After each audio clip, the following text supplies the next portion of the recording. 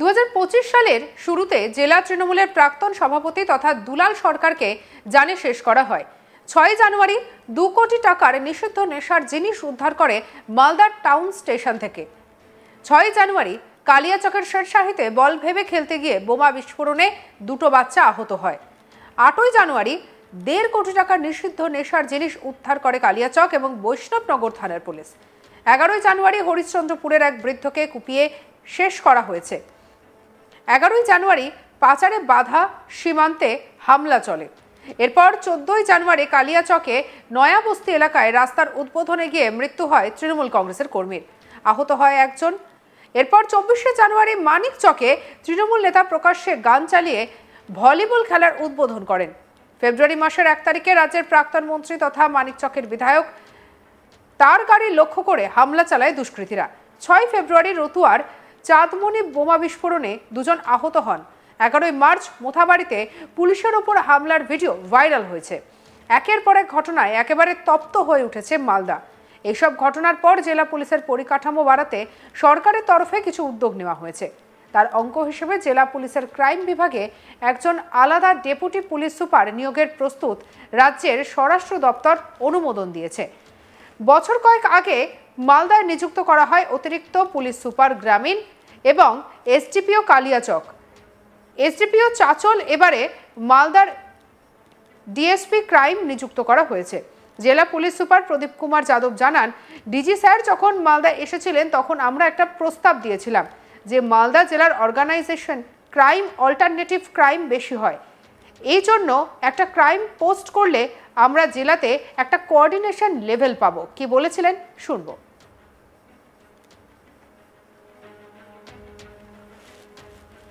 DSP পদ মানে DSP crime একটা পদ ডিজি স্যার যখন ভিজিটে এসেছিলেন তখন আমরা একটা প্রপোজাল দিয়েছিলাম কি মালদাতে অর্গানাইজড ক্রাইম আর কনভেনশনাল ক্রাইম দুটাই খুব বেশি হয়, এর জন্য একটা ক্রাইম পোস্ট করলে আমরা ডিস্ট্রিক্ট লেভেলে একটা কোঅর্ডিনেশন লেভেল পাবো। এখানে ডিএসপি ক্রাইম সব ডিস্ট্রিক্ট যে সব থানা থেকে ক্রাইম যে অ্যাক্টিভিটি আছে, ক্রাইম মনিটরিং আছে, ওটা ভালো করে করতে পারবো। আর ওখানে ক্রাইম মনিটরিং সেল তো আছেই, তিনটা অপারেশন যে হচ্ছে ওখানে ক্রাইম মনিটরিং গ্রুপ যে আছে মালদা ওরা ইনভলভ ছিল। তো ওটা ডিএসপি ক্রাইম হলে আমরা ওর ভালো করে কোঅর্ডিনেট করতে পারবো যে অ্যান্টি ক্রাইম অ্যাক্টিভিটি। এ বিষয়ে রাজ্য তৃণমূলের সহ সভাপতি তথা ইংরেজবাজার পুরসভার চেয়ারম্যান কৃষ্ণেন্দু নারায়ণ চৌধুরী বলেন, মালদহে যেভাবে ক্রাইম বাড়ছিল তা দেখে মুখ্যমন্ত্রী এই সিদ্ধান্ত নিয়েছেন। কি বলেছেন শুনবো। না, এটা তো আমাদের কাছে খুব সেন্সিটিভ ছিল, গভর্নমেন্টের কাছেও। ওই জন্য গভর্নমেন্ট সিরিয়াস হয়ে গেছে যে এই যে ক্রাইমগুলো বাড়ছে, বিভিন্ন ধরনের ক্রাইম,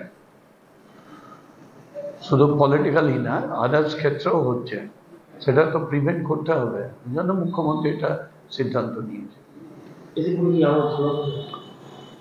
ক্রাইম একদম নির্মূল হবে এটা বলতে পারি না, কিন্তু ক্রাইম যদি ডিটেক্ট হয়ে যায় তাহলে কিন্তু অনেকটা থেমে যাবে। মালদা জেলায় একদিকে ভারত বাংলাদেশ সীমান্ত, অপরদিকে বিহার ঝাড়খণ্ড সীমান্ত, তার ক্ষেত্রেও দেখা যাচ্ছে যে বিভিন্ন জায়গা থেকে জাল নোট থেকে শুরু করে ব্রাউন সুগার থেকে শুরু করে সে জায়গায় ডিএসপি ক্রাইম কতটা তৎপর হবে। দেখুন, আমি 17 বার মৃত্যুর মুখ থেকে এসেছি, আমার উপর অ্যাটাক করেছে, এবং অনেক সময় মমতাদির সঙ্গে ছিলাম তখন অ্যাটাক হয়েছে। 21শে জুলাই আদার্স বারাসাতের ঘটনা, এখানে আমার বাড়ির পাশে গুলি করেছে। কিন্তু আমার মধ্যে একটা মনোবল ছিল যে আমার মাথার পর মমতা দিয়ে আছে, যাই হোক মমতা দিয়ে আছে, এবং আমাকে অনেকবার বাঁচিয়েছে, এবং 36টা ক্রিমিনাল কেস খেয়েছি। তখন যারা সরকারে ছিলেন তাদের মদতে এগুলো হতো, এবং পরবর্তীকালে এদেরও কিছু ব্রাঞ্চগুলো হয়ে এসব কিছু ঘটনাগুলো ঘটাচ্ছে।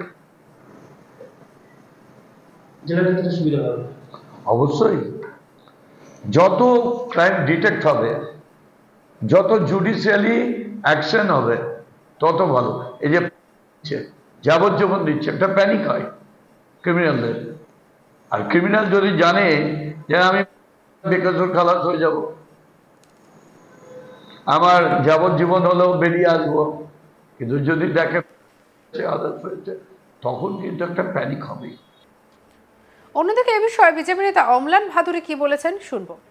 আমরা এবছরের প্রথম থেকে দেখতে পেলাম মালদা জেলায় খুনের মধ্যে দিয়ে বছর শুরু হলো, তারপরে বেশ কয়েকটা খুনের ঘটনা ঘটলো, মদের ঠেক থেকে আরম্ভ করে বিভিন্ন জায়গায় তার মাঝে মাঝে অস্ত্র উদ্ধার হচ্ছে, বিভিন্ন ঝামেলা, গোষ্ঠীদ্বন্দ্ব, বিভিন্ন ঝামেলা আমরা দেখতে পাচ্ছি।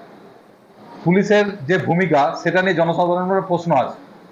একটা নতুন পদ ডিএসপি ক্রাইম তৈরি করা হলো জেলায়, এটা আমরা আশার আলো দেখছি। এখন ভবিষ্যৎ বলবে এটা কতটা সফল, কতটা এর মাধ্যমে জেলার ক্রাইম সিচুয়েশনটা কন্ট্রোল।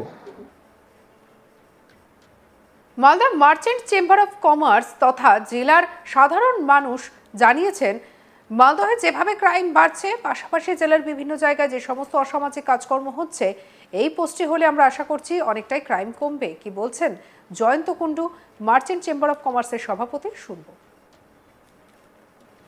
মাননীয় মুখ্যমন্ত্রী উত্তরবঙ্গে যখন সফর করেন তখন উত্তরবঙ্গে মিটিংয়ে, প্রশাসনিক মিটিংয়ে উনি মালদা জেলার উপর ডিএসপি ক্রাইম ব্রাঞ্চের একজন অফিসারকে নিয়োগ করেছেন।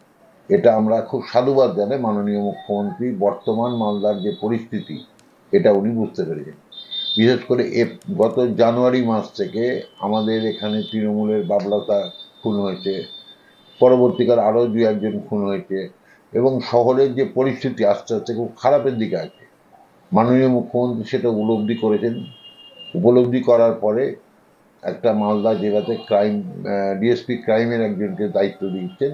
এটা আমাদের কাছে খুব ভালো এবং আমরা আশা করব যে ডিএসপি ক্রাইম দেওয়ার পরে মাননীয় মুখ্যমন্ত্রী যে সিদ্ধান্ত নিয়েছেন এতে মালদার মানুষের, বিশেষ করে মালদার ব্যবসায়ীদের খুব ভালো উপকার হবে। কারণ ব্যবসায়ীদের নিরাপত্তার যে ব্যাপারটা বারবার আমরা বলে আসছি সেটা কিন্তু মাননীয় মুখ্যমন্ত্রী শুনে এবং তার ব্যবস্থা নিয়েছেন। এর জন্য আমরা মাননীয় মুখ্যমন্ত্রীকে ধন্যবাদ জানাই। স্থানীয় বাসিন্দা অভিজিৎ শেঠের বক্তব্য শুনবো। মালদায় যেভাবে ক্রাইম বাড়ছে, ক্রাইমের সঙ্গে সঙ্গে অসামাজিক কার্যকলাপ যেমন ব্রাউন সুগার, ফার্ম সুগার, হাবিজাবি, মদ এসব বাড়ছে, এটা ক্রাইমের একটা লক্ষ্য। এটা হওয়াতে আশা করছি অনেক ক্রাইমটা কমবে, ভালো হবে। একাধিক তৃণমূল নেতা খুন, একাধিক মানুষ খুন। একাধিক তৃণমূল নেতা খুন, মানুষ খুন, এমনি সাধারণ লোকের খুন, সবই ঠিক আছে। এটা হওয়াতে অনেকটাই অসামাজিক কার্যকলাপ কমবে, এটা আশা রাখছি। ধন্যবাদ, অবশ্যই ধন্যবাদ জানাবো পুলিশ প্রশাসনকে।